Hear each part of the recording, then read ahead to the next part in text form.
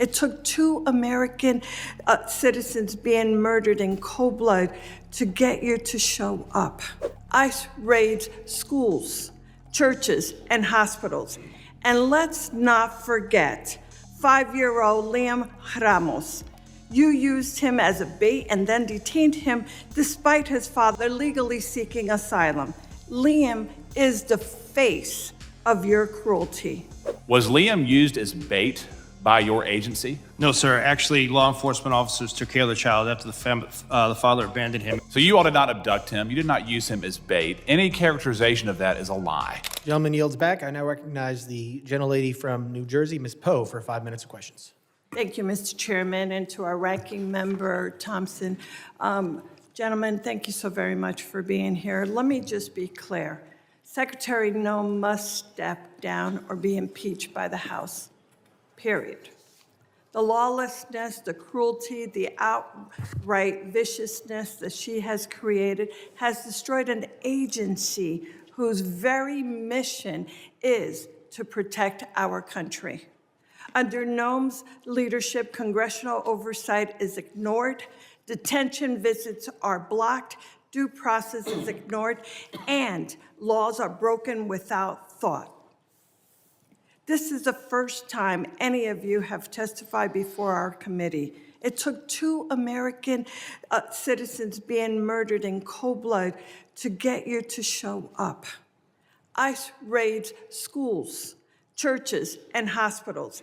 And let's not forget 5-year-old Liam Ramos.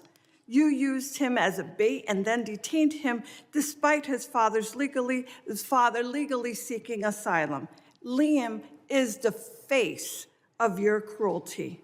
My district is one of the most ethnically diverse in America.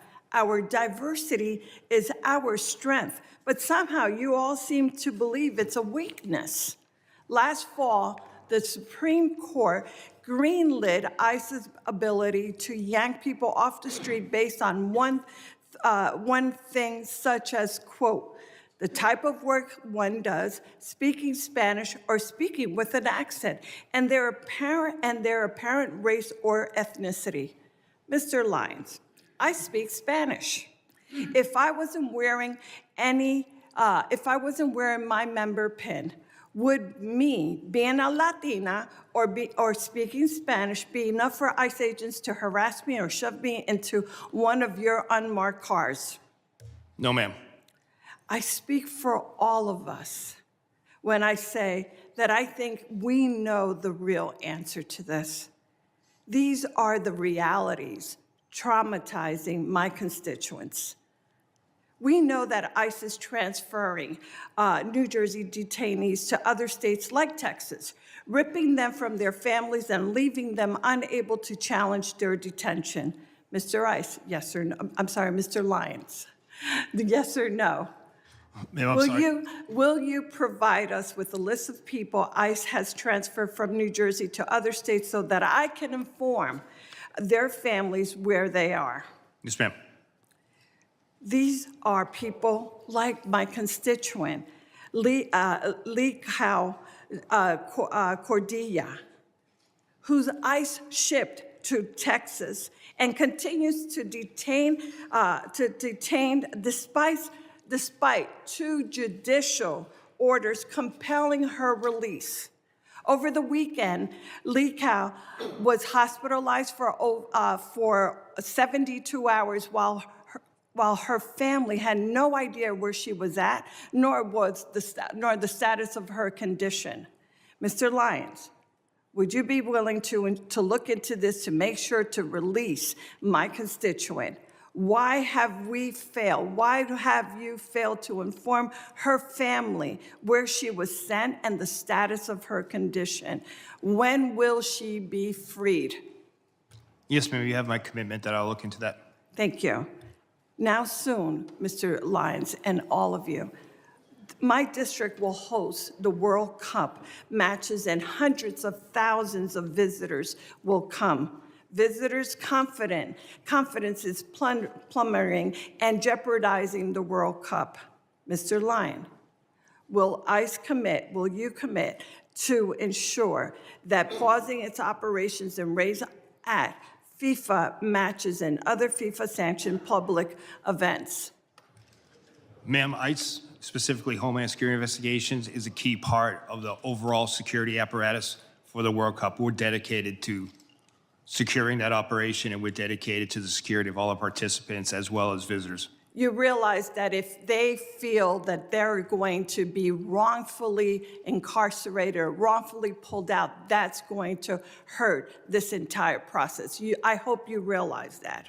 Yes, ma'am, and ICE is dedicated to ensuring that everyone that visits their facilities will have a safe and secure event. Without these assurances, our local communities and national reputations will indeed be suffered. Thank you, Mr. Chairman. I yield back. Gentlelady yields back. I now recognize the gentleman from North Carolina, Mr. Knott, for 5 minutes of questions. Thank you, Mr. Chairman. Using the trope, diversity is our strength, as an excuse for lawlessness is unbelievably naive and dangerous. Nobody in this room would say that diversity is a bad thing. Lawlessness is a bad thing. Law and order is much more of our strength than open bordered policies that welcomes anybody with no vetting. And when you get down to the nuts and bolts of this issue, we would not be having this hearing if the Democrats attacked illegal immigration with the same vigor that they're attacking law enforcement and the men at this table. That's a fact. And it's worth noting that the dishonesty in framing these issues has been unbelievably obvious. It's been consistent. And just as an anecdote, Mr. Lyons, was Liam used as bait by your agency? No, sir. Actually, law enforcement officers took care of the child after the father abandoned him at a... Walk us through what that means. So, sir, the individual that was driving that vehicle with Liam was in fled from the scene from the officers. He was obviously upset.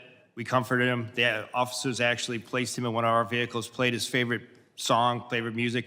Then they took him to McDonald's. You all got him McDonald's.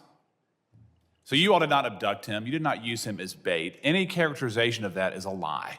And it has been repeated over and over by the Democrats to frame your agency. You know, it's worth noting again that the Democrats fought to prevent any vetting of 20 million illegal immigrants into this country over the last 4 years.